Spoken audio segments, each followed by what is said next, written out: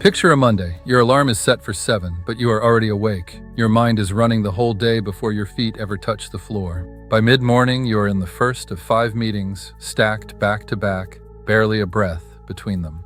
Lunch happens at your desk, if it happens at all. And then, around 5 o'clock, the last call finally ends. Here is the strange part. For most of us, that is not the end of the day. That is where the real work begins. The notes that still need writing, the follow-ups nobody has sent, the same small tasks you have done 100 times before.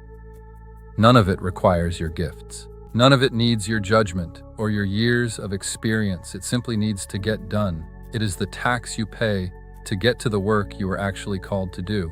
Someone finally counted the hours, and the number is heavier than you would think. For the average person working at a desk today, 57% of the week goes to communication. Meetings, email, chat. Only about 40% is left to make anything at all. 12 hours a week vanish into meetings alone. That is a full working day every week. Now, there are tools arriving right now that can carry almost all of that weight for you. We will talk about them, but I want to be honest about what this video is really about. There is a scene in Luke's Gospel. A woman named Martha opens her home to Jesus, and then she is cumbered about much serving, buried in the tasks of hosting. Her sister Mary simply sits at the Lord's feet and listens. Martha is frustrated, and Jesus says gently that Mary has chosen the better part. The tools we are about to describe can carry Martha's burden. The only question that matters is whether you will use the hours they hand back to become Mary. So, first, what can actually carry the load? Start simple. Imagine a servant you could train to do one thing perfectly, the same way every single time.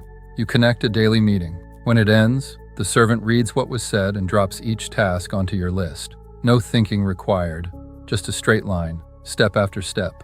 But some work is not a straight line. Some work needs a decision. And that is where these tools grow a kind of mind.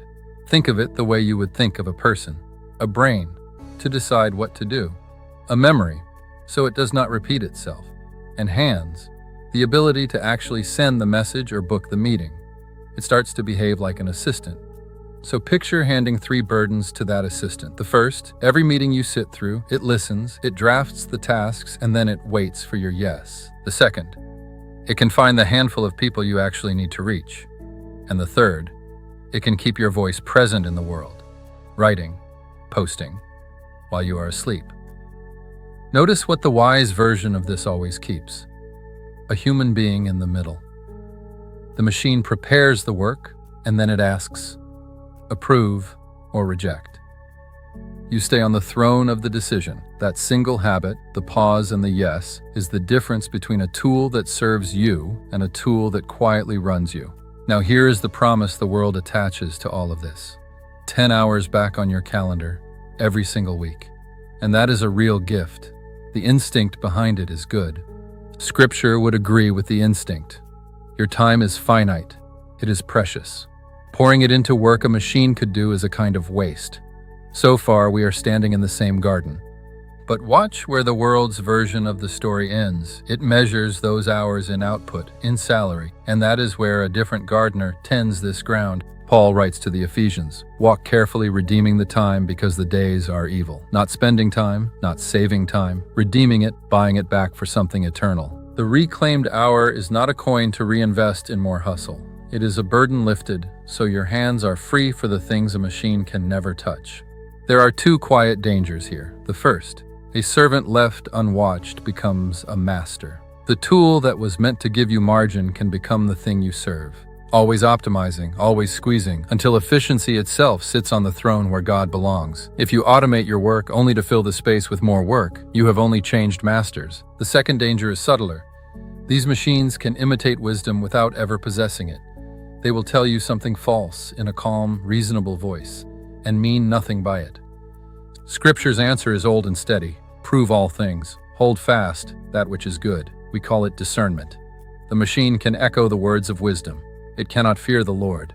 So use the tools. Genuinely, hand off the serving, reclaim the hours. We will keep showing you how, but do not miss why. At Nori Media Group, we are not here to help you simply do more. The point was never the machine. It was always the hours. And the hours were never yours to hoard in the first place. They were given, which means they are his to redeem. So teach us to number our days, the psalmist prays, that we may apply our hearts unto wisdom. Number them. Then take the days that were never your calling, the shuffling, the sorting, the endless small tasks, and let the machine carry those. And with what is left, choose the better part. The face across the table. The prayer you keep postponing. The one person who needs you present, not productive. Martha was busy with many things. Only one thing was needful. The tools of this moment, used with a clear eye, can finally hand you back the time to choose it. If this is the kind of clear-eyed look at faith and technology you have been hungry for, we make it for you. Come find the books and the teaching at faithandflame.com. Number your days, redeem the time, and choose the better part.